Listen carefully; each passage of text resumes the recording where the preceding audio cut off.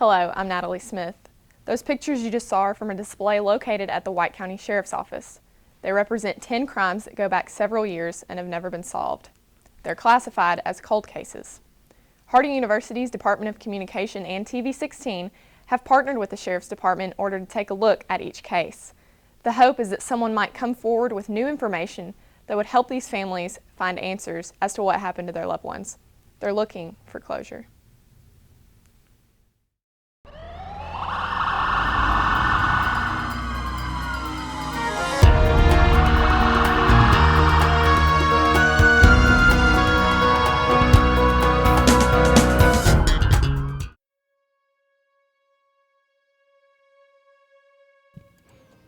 On Saturday, April 26, 1987, the White County Sheriff's Department received a report of a missing person. 20-year-old Sandra Lynn Williams of Beebe, Arkansas had been missing since 5 p.m. the night before. She left to go to Quitman, Arkansas to visit her boyfriend Bruce earlier that day, but she never made it there. Sandra's boyfriend then called her mother later that evening, very concerned. He said, "She's not here yet." It's like, okay, you know. The thought of violence never entered my mind. Sandra's car was found on Highway 31 here just north of Romance. And on May 9th, 1987, her body was found near these bluffs. We went to all her friends there in town, woke them up, pounding on doors, and nobody had seen her. And then we got in the car and drove out to where we found it, out on the highway. And we got out and walked up down the side of the road. And that was when it really hit me that she was gone from me.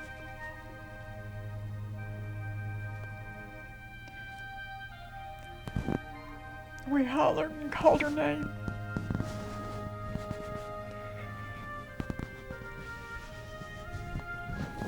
Of course, nothing. That was the moment it really hit me that she was gone. About 2 weeks later, that was during that first week. That's when all that happened. And then they found her 2 weeks to the Saturday. That's when they found her body, and she was about half a mile off the highway, and about 75 yards down, there was an old dump. Her body was just to the other side of that dump, about 50 yards off the dirt road. Sandra was found 3 miles south of where her car was abandoned. Her cause of death was determined to be homicide from multiple stab wounds. Oh, she was stabbed multiple times in the back and twice in the chest. This is still an active investigation. We haven't forgot about Sandra. We're asking for anybody that has any information to please come forward. I think somebody knows, even after this late date. Somebody knows, you know, and somebody's got to answer for it. It might not be in my lifetime, and I might not know anything about it, but they'll have to stand before the Lord and answer for it.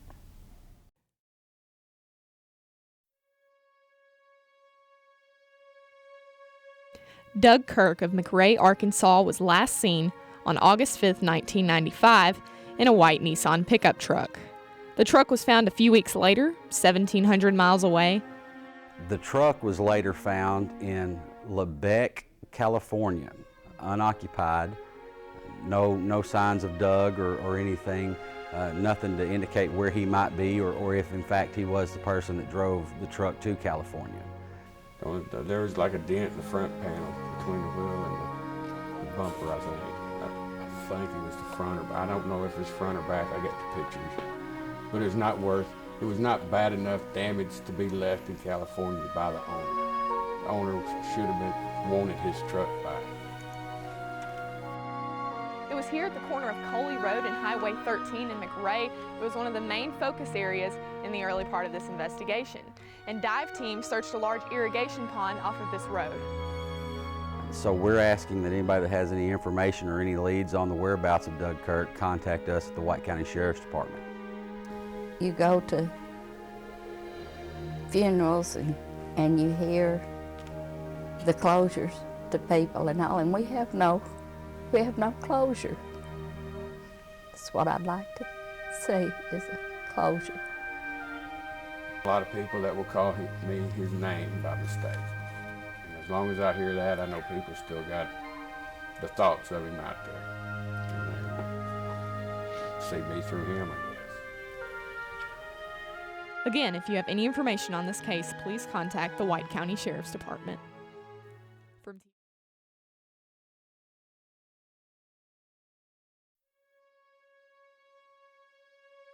On September 14th, 2011, White County Sheriff's deputies responded to Kimberly Steele's residence at 123 Town and Country Lane for a structure fire.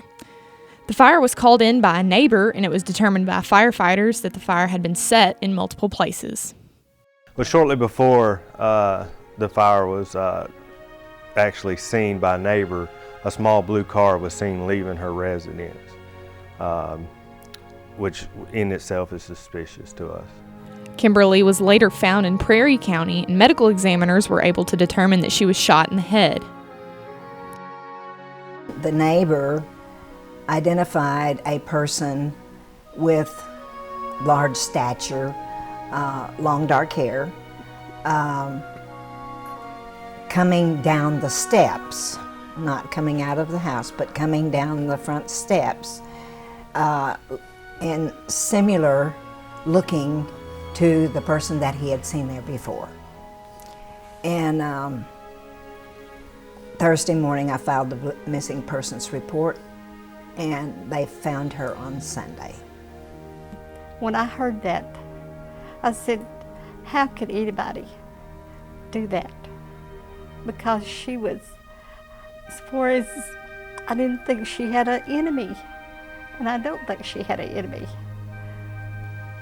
It's sad that there are people evil enough to harm, murder, kill, whatever they do.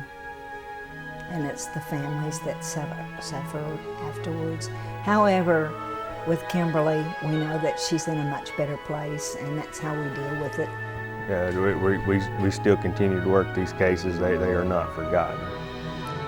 If you have any information on this case, please contact the White County Sheriff's Department.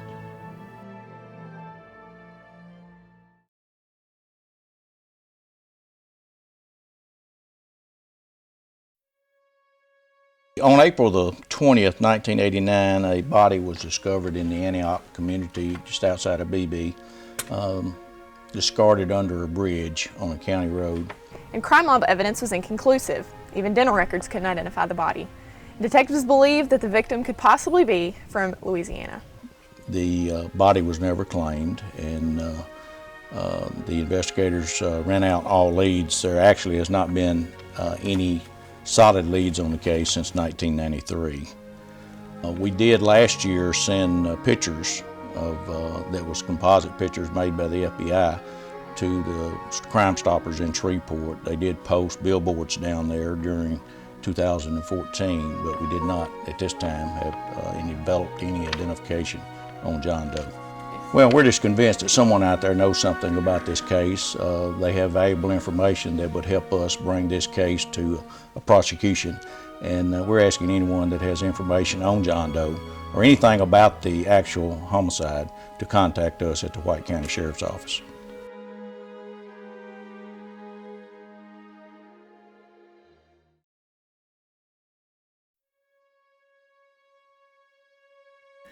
On March 11th, 2002, a 71-year-old woman identified as Miss Jane Murdaugh was found brutally beaten in her residence on Fairview Road in White County.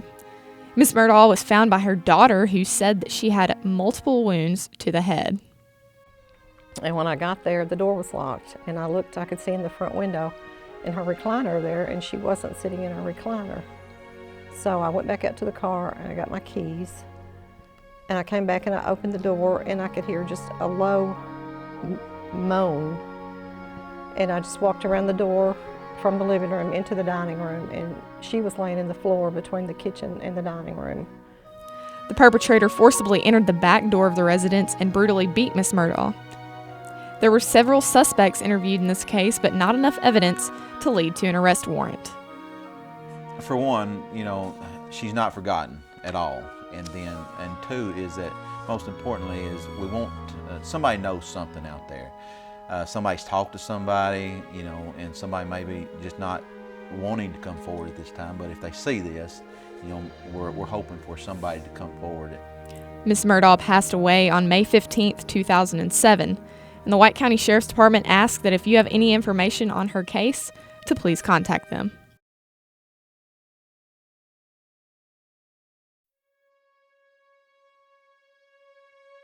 Back in 2001, skeletal remains were discovered in an area off of Rio Vista Road. For 2001 until 2014, it was an unidentified, most likely male skeletal remains. In 2014, some information was actually obtained, and those were positively identified to be the remains of Robert Simmons, who was a missing persons from Augusta. On April the 9th, Robert wanted to go to the store, and I took him to the store. I was doing my lunch break, and I was telling him to hurry because I had to get back to work, and he went to the store and got what he wanted from the store, and I dropped him back off at home, and I left for work. When I got home from work, the stuff that he had got from the store was still there in the refrigerator, but he wasn't. So I guess about 11 o'clock at night, we all got worried because we hadn't seen him, and we still have no scent. You know, we never seen Robert after that, so he was just at home, and I guess he went out with some friends after I had dropped him off, and after that we never seen him again. So we're just wondering what happened between that and his death. But I know between Augusta and White County, somebody knows something. You know, they may be afraid to tell it. It may be you think that it's insignificant, but you never know unless you come forward. If there's anybody out there who knows any little clue, anything that, you know, happened, anyone that was involved, just let us know. You know, we want to try to put this to a close, you know, and give our family some peace. I just hope that someone hard will be touched by what you all are doing, and they will come forward and just tell what they know. You know, it could have been an accident, I don't know. But whatever it was, you know, I'm sure the person that's guilty of it or persons, you know, is dealing with it too. And they need some relief, you know, also.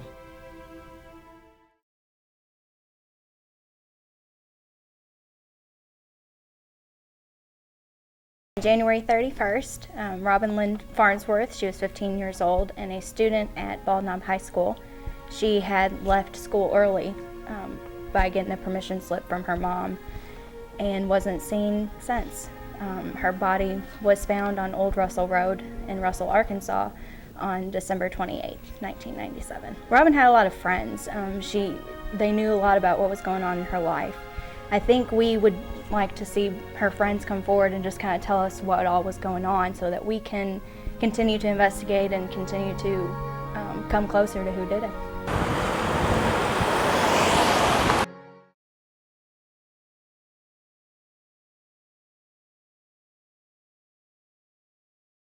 We're working a case on a missing person. His name was Lloyd Two Guns Woods. He was from the Judsonia area, and in April of '99, he was seen by some family and friends in the Holly Springs area of White County. He was last seen wearing a black t-shirt, blue jeans, and tennis shoes, and it was also noted that he was driving a Mazda pickup. He's reported as missing. Of course, we hope he's still alive, but As of right now, since we haven't found him or the bodies, that's why it's still a missing person. Love for anybody with any information leading to the whereabouts or finding 2 guns would be very appreciated.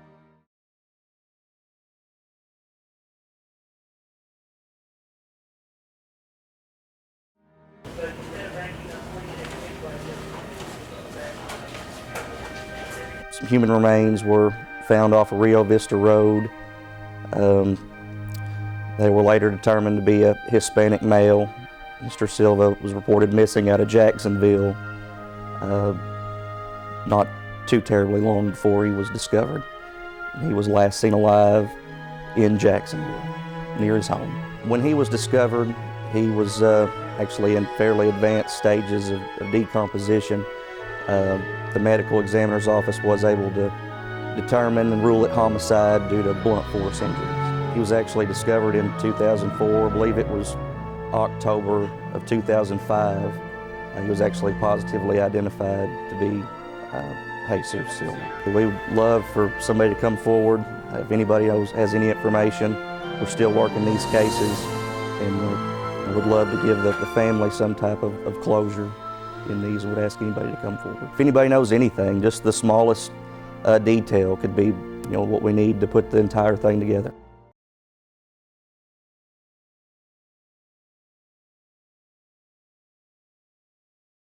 Marley Bradley lived in Searcy, Arkansas on East Line Road.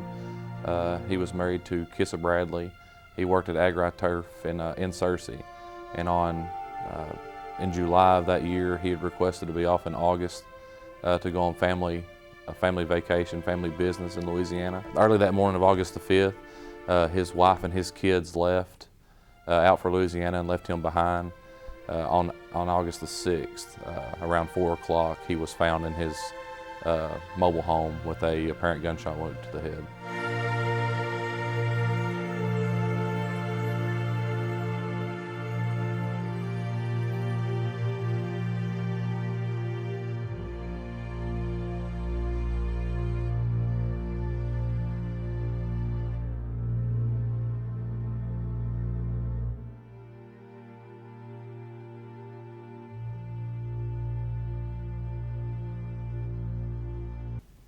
Now that we've seen all of these stories, joining me in the studio is Lieutenant Brandon Grimes. Lieutenant Grimes, are there maybe any final words that you'd like to communicate to the audience or the community on behalf of the Sheriff's Department? Yeah, on behalf of the Sheriff's Office, we would like to let the community as well as the victims' families know that our detectives are diligently working to solve these cold cases. Any information that you have would be greatly appreciated in assisting us in doing that, and we want to let the families know that your loved ones have not been forgotten. It's important to the Sheriff's Office that these families know that these are all active investigations. Please call the department at 501-279-6279 if you know anything about any of these crimes. Thank you for watching. Reporting for TV16, I'm Natalie Smith.